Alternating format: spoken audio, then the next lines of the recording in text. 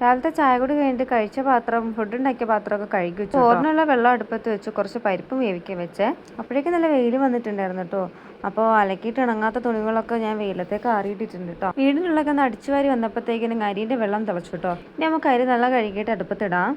അത് പതുക്കെ അവിടെ കിടന്ന് വെന്തോളുവേ. ഇന്ന് ഉച്ചത്തേക്ക് കറി മുരിങ്ങയില ഇട്ട പരിപ്പ് കറി കേട്ടോ. മുരിങ്ങയിലൊക്കെ ഞാൻ നന്നാക്കി വെച്ചിട്ടുണ്ട്. അപ്പോൾ തന്നെ അരിയൊക്കെ നല്ല തിളച്ച് വന്നു. അതിലേക്കുള്ള പരിപ്പ് വെന്തിട്ടുണ്ടായിരുന്നു. അതിലേക്ക് ഞാൻ തക്കാളിയും പച്ചമുളകും ഉപ്പും മഞ്ഞൾപ്പൊടി ഇട്ട് ഒന്നും കൂടെ വേവിച്ചിട്ട് പരിപ്പ് നല്ലോണം വെന്തപ്പോഴത്തേക്കിനും അതിലേക്ക് ബാക്കി ഇലയും കൂടി ഇട്ടിട്ട് ഒന്ന് വേവിച്ചെടുക്കുക കേട്ടോ. ഇല നന്നായി വെന്ത് കഴിഞ്ഞാൽ പിന്നെ അതിലേക്ക് വറവ് മാത്രം ഇട്ടെടുത്താൽ മതി. ഇതിൻ്റെ കൂടെ കഴിക്കാൻ വറുത്ത പപ്പടം പൊരിച്ച മീനുമായിരുന്നു കേട്ടോ. അപ്പോൾ തന്നെ ഏകദേശം ഉച്ചക്കത്തെ പണിയൊക്കെ കഴിഞ്ഞിട്ട് ഞാൻ കുറച്ചേരം സിനിമയൊക്കെ കണ്ടിരുന്നു കേട്ടോ. ഇതെൻ്റെ ഒരു ഫേവറേറ്റ് മൂവിയാണ് കേട്ടോ. എന്ന് സ്വന്തം ജാനകി ഭയങ്കര രസമായിരുന്നു ഇങ്ങനത്തെ പഴയ മൂവീസൊക്കെ കാണാൻ. അതെ, ഇതേപോലത്തുള്ള സ്ലോ ഡേയ്സ് ഒക്കെ കുറച്ച് ദിവസം കൂടി ഉള്ളൂ കേട്ടോ. സ്കൂളിലും തുറക്കാനായിട്ടില്ലേ. സ്കൂൾ തുറന്നാൽ പിന്നെ ഒന്നിനും സമയം കിട്ടുമല്ലോ കേട്ടോ. അപ്പോൾ ഇതൊക്കെയായിട്ട് ഇന്നത്തെ വിശേഷം. അപ്പോൾ എൻ്റെ ചാനൽ ഇഷ്ടപ്പെടുകയാണെങ്കിൽ സബ്സ്ക്രൈബ് ചെയ്യണം കേട്ടോ. എന്നാൽ ശരി, പോയി വരാം.